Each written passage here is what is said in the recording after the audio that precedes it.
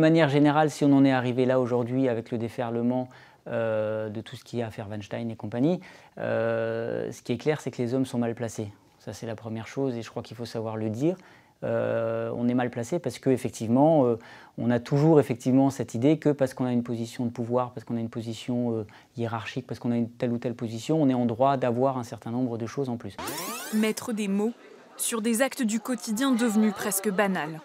Quasiment toutes les jeunes femmes que nous avons rencontrées ont subi une forme de harcèlement sexuel. Là, avec Internet, c'est vrai que l'écoute, en tout cas le fait que de pouvoir s'exprimer, c'est directement mondialisé. Ça a quand même permis qu'il y ait des nouvelles formes de lutte qui se mettent en place, même si elles sont effectivement, pour certains, ambiguës ou à double face, comme je pense au hashtag Balance ton porc, par exemple. Violence conjugale, agression sexuelle, viol, attouchement. Les femmes victimes de violences conjugales ou les femmes victimes de harcèlement sont souvent des femmes qui, d'une part, ont honte de ce qu'elles ont subi, même si ce sont elles les victimes, et que d'autre part, elles sont souvent face au mépris ou au silence ou au fait qu'on ne les croit pas. Donc le fait qu'effectivement elles puissent en parler ensemble donne l'impression que d'un coup ça explose, mais c'est cette création d'une communauté de personnes qui d'un coup sont victimes et qui se disent ben là aujourd'hui on me croit et on m'écoute donc je participe au mouvement. Ce qui peut paraître anodin aux yeux de certains est en fait du harcèlement de rue.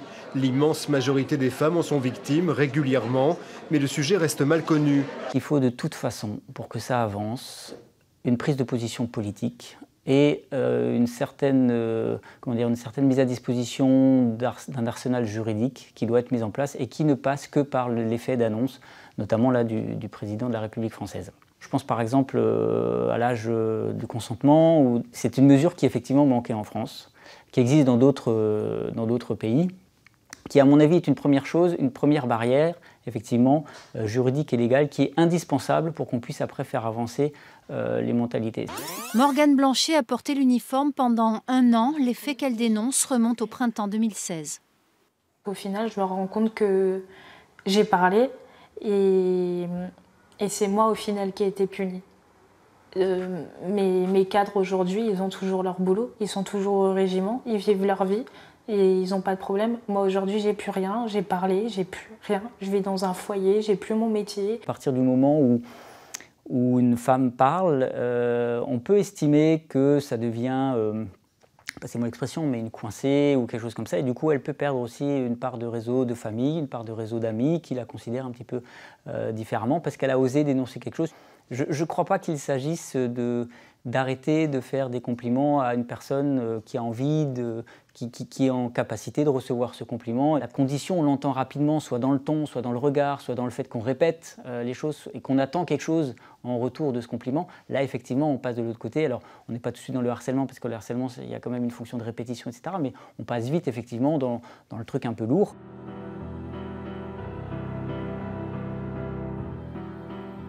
Dans le cas des violences conjugales, on est souvent sous ce qu'on appelle l'emprise.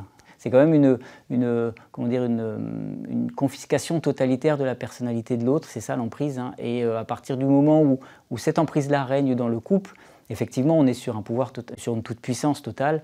Et c'est pour ça que c'est si difficile pour ces femmes de pouvoir s'en sortir. Quand on est une femme, une fille, en ville surtout, on subit beaucoup ce harcèlement, on se fait siffler dans la rue ou des choses comme ça.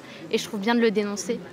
On va commencer à me dire « Oh, t'aurais pu mettre un plus grand décolleté, oh, t'as un bon cul dans ce jean et tout, des trucs comme ça, quoi. » Ce dont je suis sûr, c'est qu'il faut absolument que nous, hommes, on soit en capacité de remettre en cause profondément nos modes de fonctionnement, la façon dont on a effectivement été, avec lesquels on a été éduqués, dans lesquels on éduque encore aujourd'hui.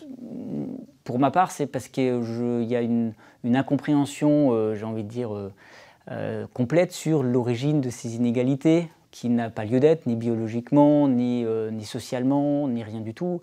Et du coup, effectivement, à partir de là, c'est un travail que plus d'hommes devraient faire, effectivement. Nous en sortirons pas plus mal si on est dans une société, effectivement, égalitaire.